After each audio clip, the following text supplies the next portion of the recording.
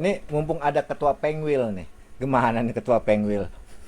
Yeni dan Ipat Papua. Bang aku boleh nambah ya. Oh Baru boleh aku boleh aku baru boleh boleh boleh ya. sebelum ke Mbak Ella, sebelum Mau ke Mbak nambah Ella. Silakan. yang Oke. Bang Asal tadi kan masalah MOU dengan Polri itu kan Oh. kelanjutan dari MOU PPINI loh dengan Polri. Benar. Ya, nah, kami di Papua Barat juga sudah menyelenggarakan itu Wah. Wow, dengan, keren. ya, dengan Polda Papua Mantap. Barat. Beberapa tahun lalu, malah 2 tahun lalu sebelum Juknis itu turun, kami sudah adakan MOU juga dengan Polda Papua Barat. Kami sudah menyelenggarakan itu, Bang Mahfud. Kami di Papua Barat sudah tuh. Berarti teman-teman Mbak Ella menjalankan tugasnya sudah agak merasa nyaman ya? Iya. Bisa dicontoh itu, boleh ya Mbak Ella nanti. Nah, boleh nih. Pada waktu Iya. kejadian kami kan pernah tuh ada salah satu notaris juga yang diperiksa oleh Polda ya. Mungkin teman-teman tahu ya kasusnya Ibu Nina Diana ya. Nah, setelah kejadian itu kami juga dan dari PPI ini kan sudah ada MOU ya.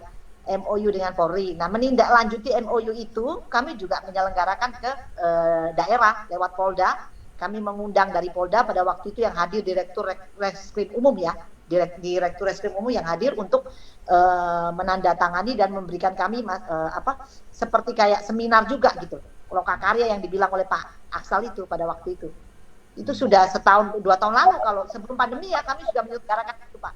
Jadi kami kedepannya rencana kami ya PPINI juga mungkin pada waktu sebenarnya itu rencananya PPINI akan mengadakan acara dengan mengundang Polri ya, Polda dan Polres di acara yang di Batu itu sebenarnya, tapi kan karena acara itu tertunda sampai hari ini makanya belum terrealisir acara itu sebenarnya itu.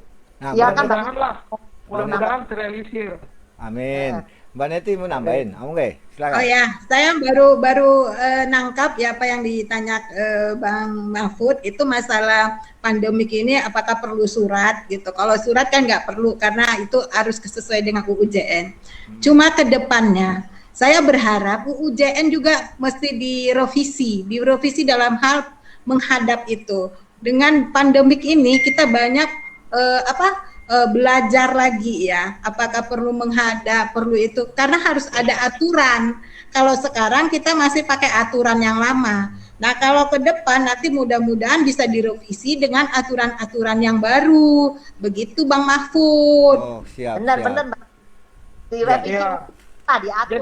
Ya, revisi UUJN-nya.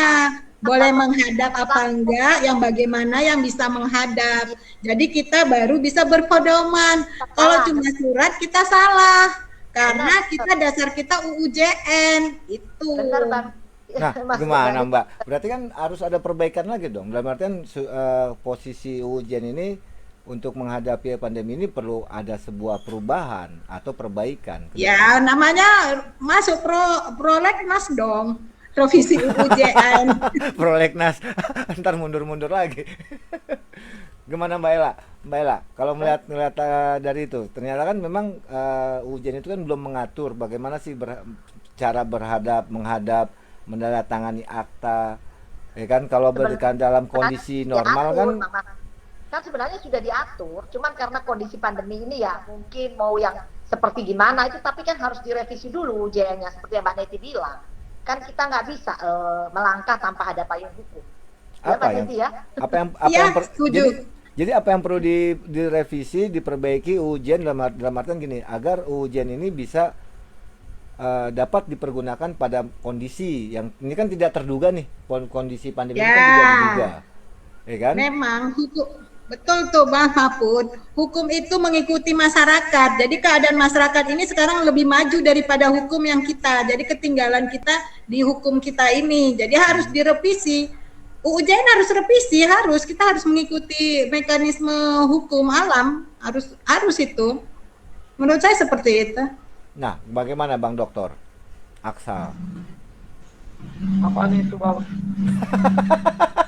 Bang Dokter melamun tuh. Dia melamun. Udah Eki aja kan. Udah Eki. Gimana menurut udah Eki? Aja Mas Eki itu jelas tuh. Kalau Pak dosen itu biasanya lebih Harusnya lebih jelas itu.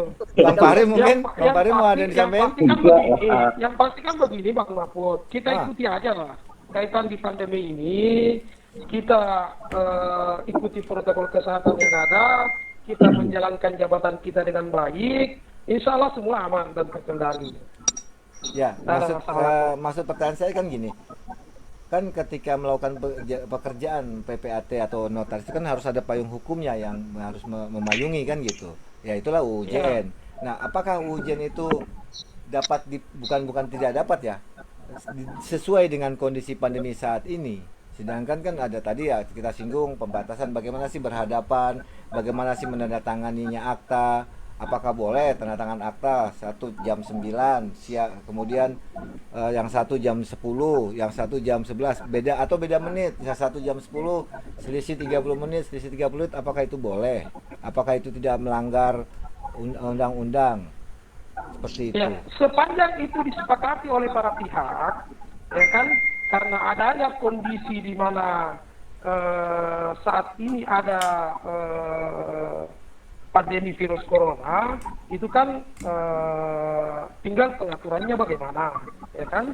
Yang pasti bahwa saat ini di mana kita mengikuti undang-undang jabatan notaris, ya kita harus berhadapan pada saat itu bersamaan. Kalau saya sampai saat ini masih seperti itu, ya kan? Misalnya ada beberapa orang, tinggal pengaturan saja kita untuk datang ke kantor, ya kan? Setuju. Yang pasti bahwa para pihak itu sama-sama mengetahui untuk membuat misalnya perjanjian, membuat misalnya juga hal-hal yang diinginkan, yang dibutuhkan oleh masyarakat. Saya kira begitu, Bang. Kita tetap mengikuti undang-undang jabatan notaris. Ya. Tidak boleh keluar dari situ, karena itulah koridor hukum yang harus kita ikuti saat ini. Tidak boleh keluar, ya kan? Dalam kondisi apapun. Nah, dengan adanya kondisi pandemi saat ini, tinggal bagaimana kita mengkomunikasikan dengan para penghadap, ya kan, untuk datang ke kantor. Saya kira begitu, Bang. Nah, kalau bicara produknya gimana, Bang? Kalau misalnya aku bicara tentang akta, kan notaris PPAT kan berarti membuat akta autentik ya. Iya. Nah, kalau bicara akta autentik itu kan tidak terlepas dari KUHP pasal 16 ayat 1 huruf M. Ya. Kalau nggak salah isinya akta autentik harus ditandatangani dalam waktu yang bersamaan. Itulah yang saya katakan tadi, bahwa tetap kita harus mengikuti apa yang ada aturannya saat ini. Tidak boleh kita keluar dari situ, tidak boleh. Tetap kita harus ikuti, karena itulah payung hukum yang mengatur kita dalam menjalankan jabatan kita. Tidak boleh keluar, berhadapan yang harus berhadapan. Belum ada aturan selain dari situ, belum ada. Saya kira begitu, Bang. Berarti Jadi, ya. kenapa, Bang? Ya, berarti berarti kan kalau saya tangkap ya, tolong dikoreksi kalau salah. Ketika akta autentik itu ditandatangani bersama kan berarti aktanya autentik. Ketika kalau ketika ditandatangani berbeda waktu, berarti apakah itu tidak menjadi keautentikan menjadi tergradasi? Misalnya nih, di bawah tangan. misalnya 1 jam 10, 1 jam 2, satu lagi jam 3, karena kan ada pembatasan PPKM. Nah, maksud saya, apakah tadi aku setuju dengan Mbak Neti, bukan setuju ya, ada menarik, UJN sudah harus direvisi dalam artian untuk dapat dalam artian kondisi pandemi seperti ini kan terjadi pembatasan PPKM. Bagaimana revisi UJN itu agar dapat melindungi atau memayungi pekerjaan-pekerjaan teman-teman notaris PPAT dalam pembuatan akta autentik tersebut. Jangan sampai nanti hasil produksinya, hasil produknya akta autentik turun tergradasi jadi akta di bawah tangan gara-gara tanggalnya berbeda, jamnya berbeda, 1 jam 8 karena pembatasan, ya udah satu lagi jam 10, satu lagi jam 2, satu lagi jam 4, kan gitu. Apakah itu diperbolehkan? Pak Mahfud. Ya, siap. Itu nggak boleh itu. Nah, kan berarti Nggak sesuai. Nah, berarti kan harus ada perbaikan dong. Betul kata Mbak Neti ya? Ya. Gimana Harus Mbak direvisi lah kalau memang mau. Kalau menurut saya, Mas Bro, nalo. jadi kondisi sekarang itu PSBB kah, PPMKM level 4, 3 dan seterusnya, prinsipnya pakai karet, tidak Bang, ya? boleh merubah syarat-syarat pembuatan akta otentik itu tidak Iya, boleh. betul. Kita notaris ini sekarang harus tunduk dan patuh ke Undang-Undang Nomor 2 Tahun 2014 bagaimana perubahan 30 2004 ya. Ya. Itu lex specialisnya gitu ya. Nah, karena 1868 ya yang menyatakan tentang akta-akta yang dibuat di hadapan pejabat dengan syarat-syarat itu ada syarat formil, ada syarat material, itu harus kita penuhi begitu kan. Nah, tetapi ya yang disampaikan oleh Mbak Niti itu saya setuju, saya dukung ya. Kenapa gitu ya? Sudah saatnya UUJN itu dilakukan perubahan. Jadi bukan saja perubahan kalau yang kita dengar itu usia 65 dapat perpanjang menjadi 67, kemudian mau dikonkretkan saja usia notaris itu sampai 70 tahun, gitu kan? Silakan saja ya. Kalau memang mau usia notaris itu sampai 70 tahun, walaupun sebenarnya sampai usia 67 tahun juga ini sudah banyak kawan-kawan yang mau pensiun, gitu kan? Karena dari 65 ke 67 itu ada persyaratan lain, pembayaran PNBP 25 juta, kemudian harus ada sehat jasmani rohani, kemudian harus mendapatkan poin sekian dan seterusnya. Tapi intinya adalah memang UUJN itu kalau menurut saya pribadi sudah saatnya untuk direvisi. Ya, pertama kalau memang diusulkan siap boleh ya. Kemudian kita tahu sekarang ya tentang pasal 66 itu gitu ya, yang diselipkan 66A dengan lahirnya Majelis Kehormatan Notaris baik di tingkat pusat kemudian ada di tingkat wilayah. Itu kan hanya mengalir karena Undang-Undang 30 itu oleh masyarakat, kemudian oleh Mahkamah Konstitusi dihapuslah beberapa kewenangan dari MPD. MPD dan apakah dianggap ini masih efisien? Apakah masih cukup memadai? Ya, itu yang kedua. Ya. Kemudian tentang katakanlah kewajiban di pasal 16 itu, kan tindakan hadir menghadap notaris membacakan akta itu tindakan yang sangat substansi, gitu kan? Nah, sekarang memang ada wacana dengan kondisi seperti sekarang. Ya sudah, begitu dibuatkan saja pada hadir di hadapan saya jam sekian, kemudian pihak keduanya jam sekian, kemudian nanti pasangan jam sekian. Nah, itu belum bisa disesuaikan dengan UUJN ini menurut saya. Nanti UUJN-nya dirubah. Jadi kalau saya pribadi masih tetap harus wajib para pihak itu hadir di hadapan. Silakan saja mereka mau membaca sendiri akta itu, ya, akta itu mereka baca sendiri. Nah, di pasal 16 itu kan dibolehkan. Nah, kemudian kalau dia baca sendiri, kewajiban notaris untuk menjamin kepastian tanggal, waktu, dan kemudian hadir di hadapan membacakan komparisinya wajib. Ya, usulnya itu kita tampil. Jadi koridornya itu tetap terpenuhi. Nah, undang-undang jabatan notarisnya terpenuhi, terus dibaca sendiri, setiap halaman diarah. Tapi kalau aktanya dibacakan oleh notaris, para pihak hanya menandatangani lembar terakhir. Nah, kalau di saya, selain tanda tangan, dia harus menuliskan nama lengkap sendiri. Kemudian kewajiban bagi undang-undang yang kita sepakati juga di jempol tangan kanan. Ya. Nah, itu yang tetap harus kita penuhi. 1868-nya, jadi ada leksis dan droga generalisnya di 2004 yang sudah direvisi menjadi 2014. Nah, terus berikutnya, apalagi di UUJN. Jadi nanti kayaknya Bang Dr. Arsal mesti memprakarsai di sana ya, karena semangat dan daya tariknya luar biasa. Nah, bawa kawan-kawan di seluruh Indonesia apa saja poin-poin yang perlu menjadi masukan ya bagi organisasi, tentu itu pengurusan ke depan. Mudah-mudahan ke depan ini organisasi dipimpin oleh kawan-kawan dari daerah lah ya. Karena ini luar biasa, jadi tidak bisa membatasi ruang waktu, karena pada saat yang bersamaan ya, itu informasi apapun itu bisa diketahui dari Jakarta yang bersamaan dengan ujung barat dan ujung timur, tengah dan seterusnya. Itu katanya IT. Jadi ketua umum yang akan datang itu tidak harus dari Jakarta gitu ya, dari Papua boleh ya. Mbak Ella siap. Karena sangat gampang untuk memanage organisasi ini. Nah, jadi saya kembali lagi. Salah satunya berikutnya adalah tentang penyerahan protokol. Nah, protokol notaris di UUJN itu yang berusia 25 tahun. Nah, bayangkan 25 tahun itu kan nggak berapa lama lagi, sebentar juga sudah yang harus diserahkan ke majelis pengawas daerah. Nah, kemudian protokol ini kan menjadi permasalahan klasik di kita, gitu ya.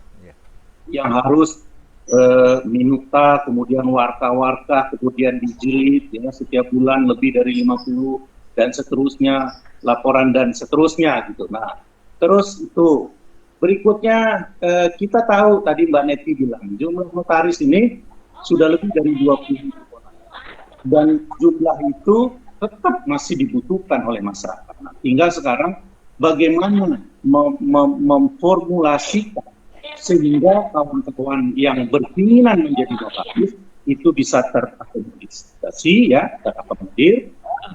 Kemudian dibuat penataan. Memang sudah ada aturan tentang maskap persekutuan perdata begitu ya. Nah, ini seharusnya sudah harus lebih konkret. Saya pribadi nih ya, notaris Jakarta. Kalau perlu tidak ada formasi yang DP. Jadi kalau perlu notaris baru mau masuk Jakarta, silakan masuk Jakarta. Tapi syaratnya dia tidak boleh buka kantor sendiri. Dia harus bergabung dengan notaris. Buat peraturan pelaksananya. Misalnya kantor notaris Ridwan, dia boleh menerima anggota. Itu minimal dia sudah menjalankan jabatannya 2 tahun kah, 3 tahun kah, atau 5 tahun kah di Jakarta. Kemudian minimal berapa, maksimal berapa. Yang masuk ke kantor Ridwan itu dia harus bersekutu bersama-sama. Katakanlah misalnya 3 tahun atau 5 tahun atau 2 tahun, rumuskan itu. Setelah itu baru dia bisa mandiri sendiri. Jadi tidak ada lagi kantor bersebelah-sebelahan di depan kantor notaris, sebelah kantor notaris.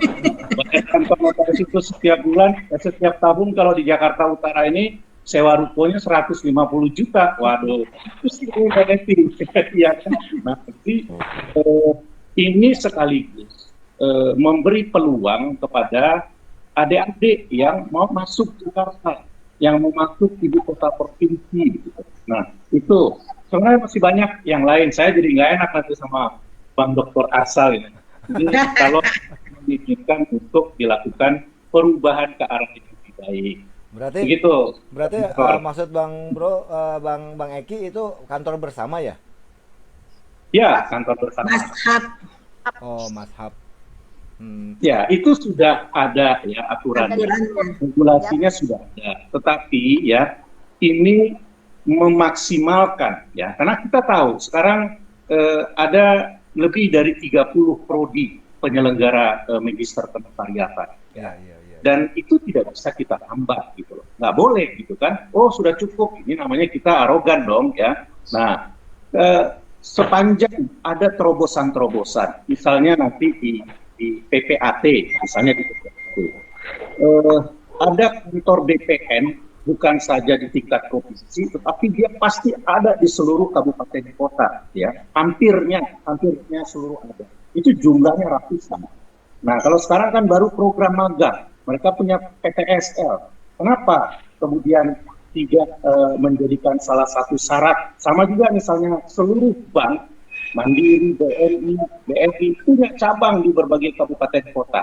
Dan mereka itu berhubungan dengan notaris. Kenapa salah satu syaratnya itu tidak disebutkan adalah tamatan MKN? Nah, coba. Sehingga orang-orang bank, bagian legal, itu udah nggak bingung lagi berhubungan sama notaris PPAT. Karena yang di bagian legalnya itu yang dia rekrut adalah tamatan MKN, anggota mahasiswanya Bang Dr. Arsal gitu kan. anak didiknya Mbak Ella, Mbak Neti gitu kan yang ada di daerah. Ini kan tinggal dibuat kemasan oleh, ya kalau sekarang kita harap Bang Hapendi lah ya, kalau INI nanti siapa nanti yang ketua umumnya akan datang yang Bang Arsal. Ketua umumnya Bang Arsal.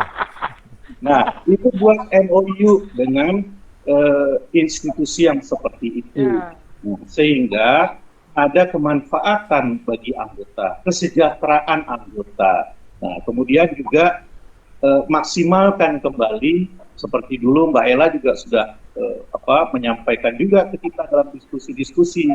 Jadi adik-adik yang akan menjadi notaris itu sama seperti saya dulu dari kampung, kan tidak punya uang langsung untuk buka kantor. Nah, kalau ada kerjasama kalah dengan Bank X gitu kan, yang sudah punya anggota nasabah langsung 20.000 orang. Nah, kemudian ada subsidi atau fasilitas atau keringanan kredit bagi notaris-notaris yang sudah pegang SK dan akan pelantikan dipinjami uang 150 juta atau 100 juta atau 50 juta ya dengan bunga 0%. Jaminannya adalah MOU yang dibuat oleh organisasi. Jadi ada perhatian kita terhadap kepentingan anggota. Kuat, sejahtera anggota, pasti organisasinya akan kuat. Pasti organisasinya akan sukses. Kurang lebih begitu ya, Bang Arsal ya. Mantap sekali. Setuju. Bang Arsal, ini masuk Bang Arsal. Ini masukan, Abang sebagai calon ketua umum tuh harus mendengarkan aspirasi. Siap. Calon ketua umum harus energik, lihat anggota. Itu Bang Arsal. Ketua umum. Iya. Calon ketua umum ini mudah-mudahan ke depannya seperti Bang Eki tadi sampaikan itu didengar itu. Apa yang disampaikan oleh Bang Eki. Supaya kita dalam berorganisasi itu ada manfaatnya ya ke anggota. Terutama adik-adik seperti itu tadi, lepasan-lepasan magister kenotariatan. Ya kan, supaya semua bisa berjalan bersinergi apa adanya. Ya kan, yang seperti kita harapkan. Kan begitu Bang Mahfud. Siap. Lalu ini jadi ngomong serius sih, ngobrolnya kan rencananya Oh kan iya, santai. harus kita serius sih. Ya, mudah-mudahan Pak Hapendi dengar ini, ya kan, Januntom atau calon ketua umum yang akan datang di Ikatan Notaris Indonesia dia dengar supaya ini bisa menjadi perhatian. Aku udah pastiin Bang, pasti Begitu, dengar Bang. kok. Yang ngomong. Calon ketua umum udah dengar kok yang ngomong. Ya. Ya udah ke depan kita lebih bisa enak lebih ngobrolnya lebih sekarang gini, banyak dengan orang-orang biar lebih santai gini. Iya, Bang. Sebagai warga negara Indonesia nih, ya kan, pasti kan punya pekerjaan masing-masing. Kayak aku pekerjaannya kan jurnalis, berharap ya jujur aja terjadi bukan penghambatannya, keterbatasan dalam melakukan peliputan kemana-mana. Ke sono nggak boleh, di sono ada pembatasan, disuruh putar balik dan sebagainya. Harapan sebagai closing karena nggak terasa waktu sudah 2,5 jam kita ngobrol-ngobrol. Closing statement, harapan berdasarkan HUT RI ke depan ini bagaimana nih? Masing-masing dari Bang Arsal dulu. Ya, harapan saya tentunya dengan adanya pembatasan kita dalam melakukan aktivitas ya, pandemi ini segera berakhir lah, ya kan? Tentu untuk bagaimana bisa berakhir, kita harus saling menguatkan ya. Kita harus mendukung program pemerintah, ya kan? Apa anjuran pemerintah itu kita ikuti agar supaya pandemi ini bisa segera berakhir, ya kan? Kondisi kita bisa pulih kembali dalam artian kondisi di mana keadaan ya seperti sedia kala, ya kan? Kita melakukan aktivitas. Saya kira itu Bang. Agar supaya pandemi ini bisa berakhir lah. Nah tentu dukungan kita masyarakat Indonesia itu diperlukan, ya kan? Anjuran pemerintah kita ikuti protokol kesehatan. Tidak ada lagi virus corona, ya kan, di bumi Indonesia. Ini yang kita harapkan ini Bang Mahfud. Siap. Bang Mahfud bisa ke Makassar tanpa dengan persyaratan yang ada. Hidung. Ya, tidak ada lagi yang ditusuk-tusuk itu, tidak ada lagi yang disuntik-suntik itu. Ini yang kita harapkan, Bang. Oke. Agar supaya seperti sedia kala kehidupan kita. Ini bagaimana seperti kita di Makassar. Dari Goa ke Makassar diperiksa. Ini kan luar biasa. Begitupun antar daerah. Ini kan sangat membatasi kita punya aktivitas keseharian kita, Bang Mahfud. Saya kira begitu, Bang Mahfud. Mbak Neti. Ya, harapan saya semoga kita lepas dari pandemik ini, kita doakan ilmu iman kita tetap kuat dalam hal ini.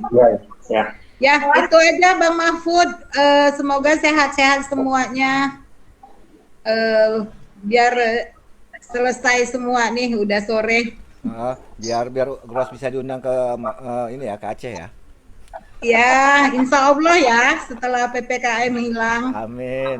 Mbak Ella. Ya, kalau saya sih terakhir saya cuma pengen ngomong. Hmm. Perbedaan membuat kita kuat. Selama kita selalu bersatu, hambatan akan menjadi tantangan yang bisa kita taklukkan.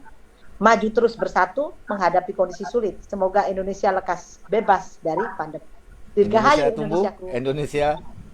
Indonesia tumbuh. Tangguh. Indonesia tumbuh, Indonesia tangguh. Indonesia tangguh. Tangguh.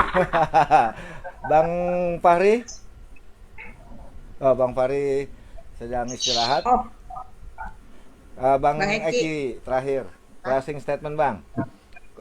Baik, bagi saya sebagaimana yang menjadi moto dari 17 Agustus tahun ini yang disampaikan tadi Mbak Ella, Indonesia tangguh, ya, Indonesia tumbuh, dan harus kita maknai di hari kemerdekaan ini notaris PPAT itu harus membangun profesionalitas, ya. Ini juga disampaikan oleh Ketua Majelis Kehormatan Pusat IPAT, Kang Dr. Udin Narsudin, ya. Nah, jadi kembali beliau itu secara kontinu terus membangun wawasan kebangsaan, membangun dari sisi akademis, bukan saja bagi para mahasiswanya, tetapi juga bagi para notaris PPAT, calon-calon notaris PPAT, dan juga bagi masyarakat umum, ya. Jadi maknailah hari kemerdekaan ini dengan profesionalisme kita selaku notaris PPAT dengan menjalankan tugas dan jabatan itu sesuai dengan UUJN, kode etik, dan aturan-aturan berlaku. Semangat terus, ya, jangan kendor, maju terus. Kita harus merdeka, kita tidak boleh tertindas, kita harus lebih baik, lebih maju untuk ke depan. Demikian, Mas Bro. Terima kasih. Oke, terima kasih. Oke, makasih. Dulu belum, sabar, belum ditutup. Oh, belum. Oke, Grossever, demikian bincang-bincang santai di HUT RI ke-76, bincang-bincang santai Gros TV dengan tadinya banyak narasumber dari Sabang sampai Merauke yang Gros TV undang. Tapi ada yang keluar masuk karena ya sinyal dan kesibukan masing-masing. Tapi Grossever mengucapkan banyak terima kasih atas kesediaan dari teman-teman notaris narasumber, baik Bang Ars, Dr. Aksal Makassar, Mbak Neti Aceh, Mbak Ella dari Papua, Bang Eki Ridwan dari Jakarta Utara, Bang Fahri Irsal Kota Tangerang, tadi ada Mbak Andrea itu Kota Tangerang Selatan, dan Bang Ihsan Lubis Kota Medan. Sebetulnya ada tiga narasumber lagi tadi dia WA. Kita doakan mudah-mudahan tidak terjadi apa-apa. Di kawasan Nusa Tenggara Timur, Bang Immanuel Mali sedang ada angin besar. Jadi dia bukan tidak mau bergabung, tapi ada rasa khawatir. Ada angin, pokoknya angin gede, dibilang anginnya besar Bang, kita khawatir kejadian kayak waktu itu. Kita doakan mudah-mudahan tidak terjadi apa-apa di kawasan NTT. Dan juga tadi ada, saya undang juga Bang Dr. Dodi, ternyata dia ada acara, Bang Hansa Fikni juga masih ada acara, termasuk juga tadi ada dua lagi. Oke, Grossever, demikian bincang santai yang nggak jelas juntrungannya. Dari Sabang sampai Merauke, dari urusan negara sampai masalah perubahan undang-undang jabatan notaris, kita ngobrolin di sini. Mudah-mudahan bisa diambil manfaatnya dari cuplikan-cuplikan yang disampaikan dari narasumber. Sampai jumpa di liputan dan bincang-bincang santai Gros TV selanjutnya. Wassalamualaikum warahmatullahi wabarakatuh.